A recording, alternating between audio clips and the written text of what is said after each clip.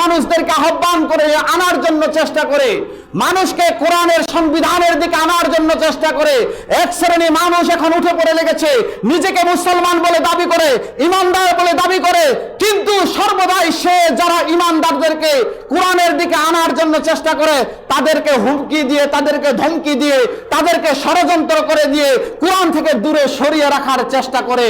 এটা যতই তারা চেষ্টা করুক না কেন, ওয়াল্লাহি আল্লাহর কসম করে বললাম, আল্লাহ রাব্বুল আলামিনের রাসূলের কাছ থেকে তারা যেভাবে রাসূল মানুষদেরকে সরিয়ে রাখতে পারে নাই, একদিন না একদিন আল্লাহ রাব্বুল আলামিন সারা পৃথিবী থেকে সমস্ত মানুষের কাছে এই কোরআনের বাণী পৌঁছে দিয়েছেন।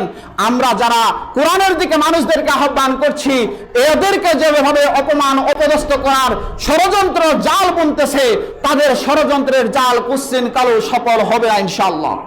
কিয়ামতের ময়দানে যখন এক শ্রেণী জালিম সীমা লঙ্ঘনকারী তাদের নিজের হাত কাল কিয়ামতের ময়দানে কামড়ানো শুরু করবে, তাদের দুই হাত এভাবে কামড়াবে আর বলবে, ইয়া লাইতানি, হায় আফসোস, হায় দুর্ভোগ, ইত্তাখাযতু মা'আর রাসূলি সাবিলা, আজকে যদি আমি রাসূলের পথ, রাসূলের মত, রাসূলের আদর্শের দিকে যদি আমি চলতাম, তাহলে আজকে আমার হাত নিজেকে কামড়াতে হতো না।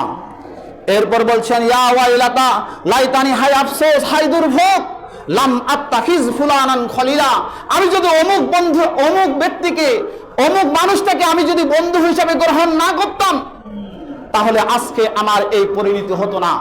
আল্লাহ রাব্বুল আলামিন বলছেন, ইঙ্গিত দিচ্ছেন, আপনাকে আমাকে সতর্ক করে দিচ্ছেন, আপনি কার সাথে বন্ধুত্ব করছেন, আপনি কার সাথে উঠা বসা করছেন, আপনার সন্তান কার সাথে চলছে, আপনাকে আমাকে বলছে, যাকে নেতা বানাবেন সে ফজরের নামাজ পড়ছে না নাই দেখেন, একটু খেয়াল করে নেন, তার পিছনে একটু ইতিহাসটা ঘাটে দেখবেন, তার পিছনের ইতিহাস ঘাটে দেখে নেতা নির্ধারণ করবেন সে নামাজি কিনা, সে নারী লোভী কিনা, মানুষের সম্পদ আত্মসাৎ কিনা, গম চুরি করে কিনা, চাল চুরি করে কিনা, মানুষের কাছ থেকে কোনো কাট করে দেওয়ার সময় কোনো কাটের টাকা আদান প্রদান করে কিনা। সকল ক্ষেত্রে একজন নেতাকে গ্রহণ করতে গেলে আল্লাহ সুবহানাহু ওয়া তাআলা রাসূলের আদর্শের উপরে নেতা গ্রহণ করার জন্য আপনাকে আমাকে আদেশ করেছেন। এই জন্য নেতা বাছাই করার জন্য ওই নেতাই আপনার জন্য জান্নাতের রাস্তা দেখাইতে পারে, ওই নেতাই আপনাকে আমাকে জাহান্নামের রাস্তা দেখাই দিতে পারে।